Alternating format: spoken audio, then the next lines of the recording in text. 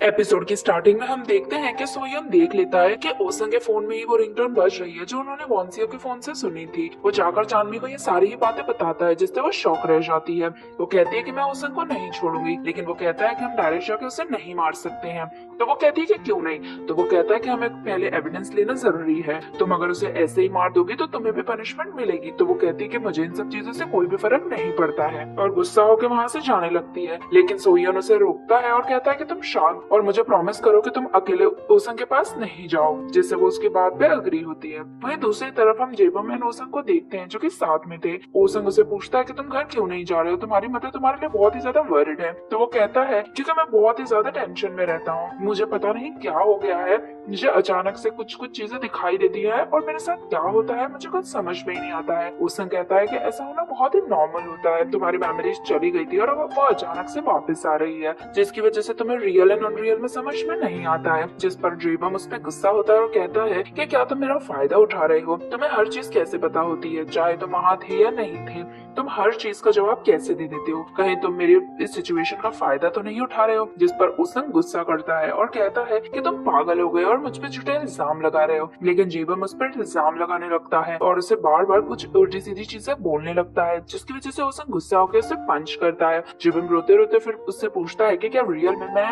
वॉन्सियो relationship में थे, जो सच बताओ। लेकिन इस बात का जवाब वॉन्सियो उसे नहीं देता है। दूसरी तरफ सोयन चांदनी से पूछता है कि क्या तुम पुलिस के पास अब जाने वाली हो। तो चांदनी कहती है कि मुझे पुलिस पे बिल्कुल भी भरोसा नहीं है क्योंकि उन्होंने अभी तक मेरे भाई के मर्डरर को नहीं ढूंढ पाया है। तो वो कहता है कि तो हम क्या करेंगे, जिससे वो कहती है कि हम ओसन का फोन चेक करेंगे, फिर हमें सब सही पता चल जाएगा। लेकिन सोयन कहता है कि ओसन अपना फोन ऐसे किसी को नहीं देगा, जिससे चांदनी कहती है कि हम उसके सर पे कुछ मारेंगे जिससे वो बेहोश हो जाएगा और हम उसका फोन ले लेंगे। लेकिन सोयन उसे ऐसा करने से मना करता है। तो वो कहती है कि हमें कैसे भी करके उसके फोन को चेक करना ही पड़ेगा, जिससे वो कहता है कि ठीक है तुम चिंता मत करो, मैं कुछ ना कुछ करके इसका भी आइडिया निकालता हूँ। और फिर उसे कहता है कि तुम जाके आराम करो। फिर जाते जाते उसे कहता है कि मैं तुम्हें आज कोई भी बर्थडे गिफ्ट देना भूल गया, पर तुम चिंता मत करो, मैं तुम्हारे लिए एक बर्थडे गिफ्ट ले आऊंगा। लेकिन वो मना करती है और कहती है कि मुझे कुछ भी नहीं चाहिए। लेकिन सोयन कहता है कि ऐसा नहीं होता है, मैं कल पक्का तुम्हारे लिए कुछ ले आऊंगा। जिस पर वो स्माइल करती है और उसे कहती है कि अगर तुम्हें मुझे कुछ देना है तो तुम अपने शूलेसेस मुझे दे दो। जिस पर सोयन कंफ्यूज होता है। तो वो कहती है कि ये शूलेसेस तुम्हारे पास सबसे एक्सपेंसिव चीजें हैं और ये मुझे बहुत ही ज्यादा पसंद है। सोयन थोड़ा सा अपसेट होता है।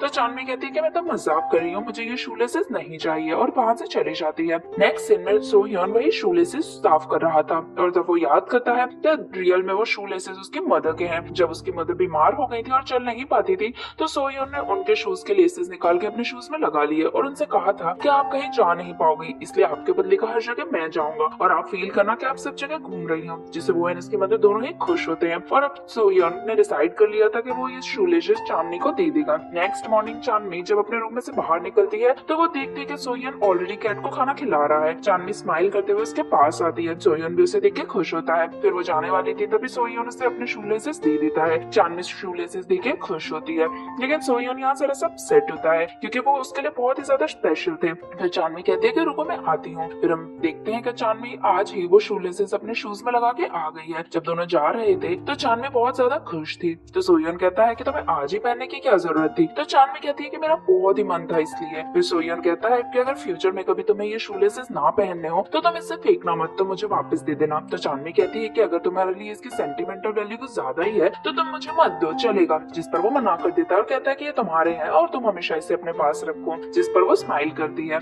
नेक्स्ट सीन में हम देखते हैं कि पुलिस इन्वेस्टिगेशन हो रही है जहाँ पर उन्हें जियोन के मर्डर वाली जगह पर एक रिसिप्ट मिली है, जहाँ उन्हें पता चलता है कि ये रिसिप्ट उस मर्डरर की भी हो सकती है। इसीलिए वो सारे मॉल्स एंड कैफेज में जाके पता करने वाले हैं कि ये रिसिप्ट किसकी है। फिर उसके बाद police her cafes and malls में जाती है, रिसिप्ट पता करती है। वही डिटेक्टिव ह्यून एक स्टडी कैफे में जाते हैं और उन्हें पता चलता है कि ये वहीं की रिसिप्ट है। कैफे का ओनर उन्हें सीसीटीवी में देखने को कहता है। उसके बाद वो जब वापस डिटेक्टिव जिन के पास जाता है तो डिटेक्टिव जिन उसे पूछती है कि क्या तुम्हें अंदर कोई एविडेंस मिला, लेकिन वो मना कर देता है, जिससे वो कहती है कि कोई नहीं, हम आगे देखते हैं। जब वो आगे बढ़ती है तब हम देखते हैं कि डिटेक्टिव ह्यून का वो चेहरा कुछ उतर गया है, यानी उनके पास भी कोई सीक्रेट जरूर है। वही नेक्स्ट सीन में स्कूल में एजंग, तेसो एंड सोयन साथ में होते हैं, जहाँ पर सोयन समझ जाता है कि एजंग को भी अब सब चीजें पता है। तेसो कहती है अब हमें बहुत ही ज्यादा केयरफुल रहना पड़ेगा क्योंकि सोयन मर्डर का सस्पेक्ट बन चुका है। सोयन बताता है कि पुलिस मेरे जिम में भी एविडेंस ढूंढने आई थी, उन्हें मेरा बैग मिलने वाला था जिसमें मेरे सारे टूल्स रखे हुए थे, लेकिन उसी टाइम पर चांदनी मेरा बैग लेकर चली गई, इसीलिए उन्हें कुछ भी एविडेंस नहीं मिल पाया। जिस पर दोनों कहते हैं कि चांदनी को भी सब कुछ पता है, इसलिए अब हम उसे भी इस प्लान में इन्वॉल्व कर लेंगे। तो फिर वो बताता है कि मेरा घर किसी ने पूरी तरह से तोड़ दिया था एंड चांदनी के कपड़े भी किसी ने पूरी तरह से फाड़ दिए थे। सब कंफ्यूज होते हैं कि ऐसा कौन कर सकता है। एजेंट कहते हैं कि मुझे तो जीवन पे ही शक है क्योंकि उसे वैसे ही चांदनी पसंद नहीं है, लेकिन सोयन कहता है कि मुझे ओसंग पर भी शक है। जिस पर तेसो कहती है कि आखिर वो दोनों भाई बहन है, इसलिए एक जैसी सोच भी रख सकते हैं, इसलिए वो डिसाइड करते हैं कि एविडेंस के लिए वो उसका फोन चेक करेंगे। उसके बाद हम देखते हैं जब क्लासरूम में एजंग एंड तेसो बैठे हुए थे तभी ओसंग अपना फोन ऑन करता है, जिससे तेसो उसके पास जाकर उसे सर पे मारती है और दोनों में फाइट होने लगती है। उसी चीज का फायदा उठाकर एजंग ओसंग का फोन लेके सोयन के पास जा रही थी, लेकिन तभी उसका एक फ्रेंड वहाँ आ जाता है। सोयन उसे बातों में फंसा के झगड़ा देखने के लिए भेज देता है और एजंग से ओसंग का फोन लेकर वॉशरूम में जाता है और फोन में सब कुछ चेक करता है, लेकिन पता चलता है कि 5 दिन से पहले की कोई भी कॉल लिस्ट है नहीं। दरअसल ये उसका न्यू फोन था, इसलिए उसके पहले की कोई भी एविडेंस इसमें थी नहीं। सेम टाइम पे हम देखते हैं कि ओसंग किसी और का फोन यूज करते करते अपने फोन पे कॉल करते हुए वहाँ आ रहा है और ये चीज सोयन भी सुन लेता है, जिससे वो डर जाता है। जब ओसंग वॉशरूम का गेट ओपन करता है तो वो देखता है कि किसी ने फोन वहीं छोड़ दिया है और उसे लगता है कि कोई फोन उसका चोरी करके लेके जा रहा था। सोयन ओसंग के जाने के बाद वॉशरूम में से बाहर निकलता है और उसे बाहर निकलता हुआ ओसंग देख लेता है और समझ जाता है कि सोयन ने उसका फोन लेकर गया था। क्लास में जाकर सोयन चांदनी की तरफ देखता है। क्लास के बाद दोनों बातें करते हैं, जहाँ पे सोयन उसे बताता है कि ओसंग ने 5 दिन पहले ही नया फोन लिया है, इसलिए उसमें कोई भी एविडेंस नहीं मिले। जिस पर चांदनी कहती है कि अब तो मेरा शक और भी ज्यादा बढ़ रहा है कि वो पर्सन ओसंग ही था, दोनों 4 दिन पहले ही उसने फोन क्यों चेंज किया, जिससे दोनों और भी ज्यादा एविडेंस फाइंड करने का डिसाइड करते हैं।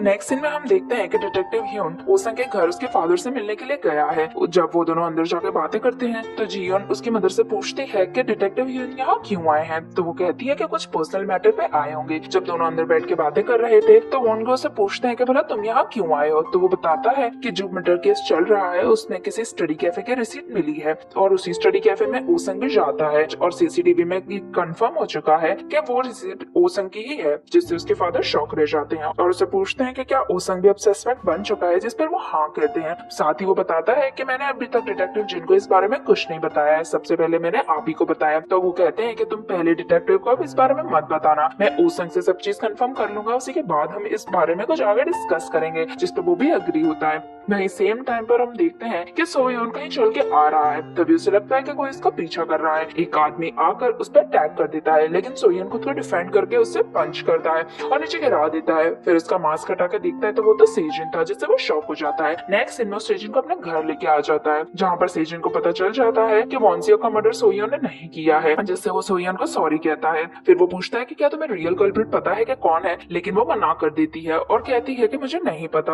वो कहता है कि कोई ऐसा क्यों प्रिटेंड करेगा कि वो सोयन है, क्योंकि मैंने उस दिन देखा था जो भी पर्सन वहाँ से भागा था उसके शू लेसेस रेड थे। वो दोनों कहते हैं कि जो भी वो पर्सन था उसने शायद सोयन को फ्रेम करने का सोचा होगा, लेकिन उसने ऐसा क्यों किया है ये हमें भी नहीं पता है। उसके बाद सेजन सोयन से सॉरी कहता है और चांदनी से भी, क्योंकि वो ही था जिसने उसके घर की विंडोज तोड़ दी थी और अंदर का सारा सामान फाड़ दिया था, क्योंकि उसे बहुत ही बुरा लगा था जब उसे पता चला था कि सोयन और चांदनी साथ में रहते हैं, जबकि सोयन ने ही वॉन्सियो का मर्डर किया है। चांदनी कहती है कि तुम बहुत ही ज्यादा गुस्सा हो गए, इसलिए तुमने मेरे स्कूटर की ब्रेक्स भी तोड़ दी होगी, लेकिन वो कहता है कि तुम्हारे स्कूटर की ब्रेक्स मैंने नहीं तोड़ी, जिससे चांदनी शॉक रह जाती है। नेक्स्ट डे हम देखते हैं कि तेसन एजंग जब स्कूल के लिए आ रहे थे तभी उन्हें बस में जीबम मिलता है, जिसे देख के वो दोनों शॉक होते हैं, क्योंकि इतना अमीर आदमी ऐसे बस में जा रहा है, ये चीज उन्हें बहुत ही वियर्ड लगती है। लेकिन वो कहता है कि मुझे बड़ी व्हीकल में जाने का मन था, इसलिए मैं यहाँ से जा रहा हूँ। हमें ये भी पता चलता है कि एजंग एंड जीबम मिडिल स्कूल में साथ में थे और वो दोनों एक दूसरे को जानते भी हैं।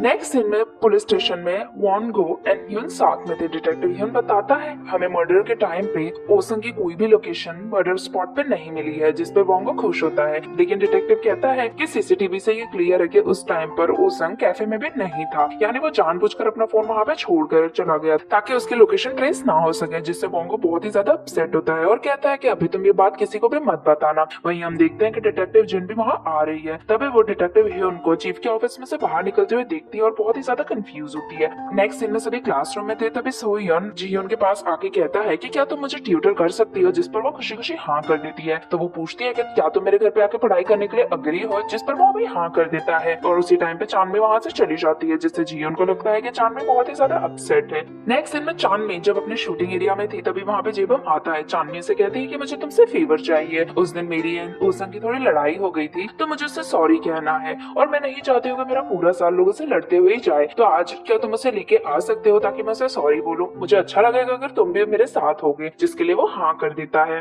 वहीं डिटेक्टिव जिन को उसी कैफे में से कॉल आता है जहाँ पे डिटेक्टिव ह्योन ने सीसीटीवी में ओसंग को देखा था और वो सीसीटीवी का ओनर बता देता है कि ह्योन ने उसे वो सीसीटीवी की टेप साइड में रखने को कही है। जिससे डिटेक्टिव जिन कहती है कि मैं अभी वो सीसीटीवी टेप लेने आ रही हूँ और वहाँ से चली जाती है। फिर वो उसे सीसीटीवी टेप दिखा देता है जिसमें वो समझ जाती है कि ओसंग ही वो पर्सन है जो उनका कल्प्रिट हो सकता है और ये देख के वो बहुत ही ज्यादा शॉक हो जाती है। वहीं हम देखते हैं कि जब तेसो एंड एजंग स्कूल से वापस आ रहे थे तो तेसो के घर के बाहर मिन के फादर खड़े हुए थे और वो जानते थे कि तेसो वही लड़की है जिसने उनकी हेल्प करी थी और उससे वापस से हेल्प मांगने के लिए आए थे। जिससे तेसो उन्हें घर में इनवाइट करती है। वो बताते हैं कि तुम्हारी वजह से मेरी बेटी की जिंदगी बहुत ही अच्छी हो गई थी। जंग उसे परेशान करना भी बंद कर दिया था, लेकिन कुछ टाइम पहले जंग वापस से उसे परेशान करने के लिए आ गया है, जिससे मेरी बेटी वापस से बहुत ही दुखी रहने लगी है और मैं नहीं चाहता हूँ कि अब उसकी लाइफ फिर से ऐसी ही जाए। इसलिए फिर से तुम अपने फ्रेंड को बोलो कि वो मेरी बेटी की मदद करे। जिससे दोनों ही उसे शॉकिंगली देखती हैं। नेक्स्ट सीन में डिटेक्टिव जिन एग्रेसिवली अपनी डेस्क पे बैठी थी तभी डिटेक्टिव ह्योन वहाँ आता है और उन्हें रेस्ट करने को कहता है, लेकिन वो उसके ऊपर पेपर्स फेंकती हैं और उस पर गुस्सा करने लगती हैं एविडेंस छुपाने के लिए और उसे मारने भी लगती हैं और वहाँ पे सभी लोग उन्हें रोकते हैं।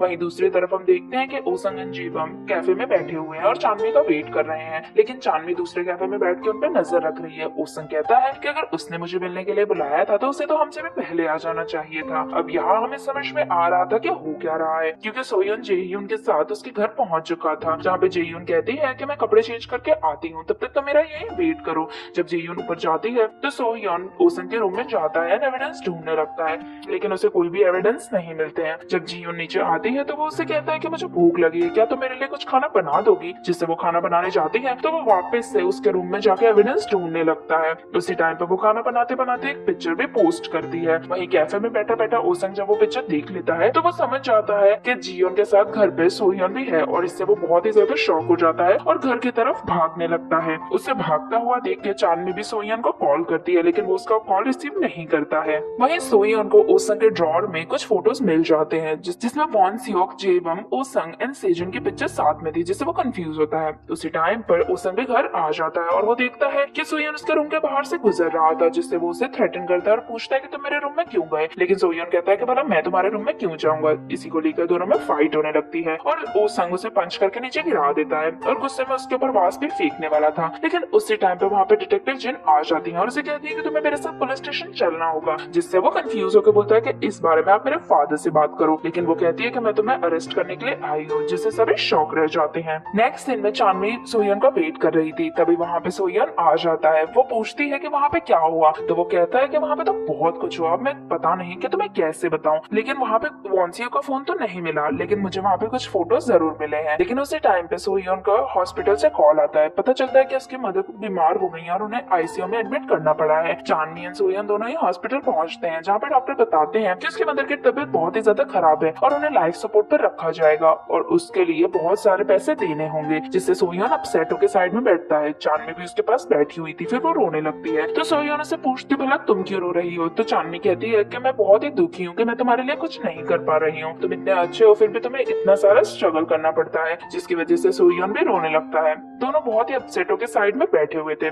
वहीं हम पुलिस स्टेशन में देखते हैं कि डिटेक्टिव जिन ओसंग को इंटरोगेट करती है और उसे पूछती है कि उस दिन तुम कहाँ गए थे? तो वो कहता है कि मैं कैफे में ही था, मैं कहीं बाहर गया ही नहीं हूँ। तो वो कहती है कि तो तुम्हारी रिसिप्ट वो मर्डर वाली जगह पे क्यों मिली? तो वो कहता है कि इस बारे में मुझे कुछ भी नहीं पता है। डिटेक्टिव जिन से पूछती है कि तुम्हें उस दिन कौन कौन लोग वहाँ मिले थे? तो वो कहता है कि स्कूल के सभी लोग मुझे वहाँ मिले थे। डिटेक्टिव जिन पूछती है कि अगर तुम इनोसेंट हो तो तुम्हारे फादर ने एविडेंस छुपाने की कोशिश क्यों करी? तो वो कहता है कि इस बारे में मुझे कुछ भी नहीं पता है। सेम टाइम पे चीफ उसे बुलाते हैं और डिटेक्टिव जिनसे सॉरी कहते हैं एविडेंस छुपाने के लिए।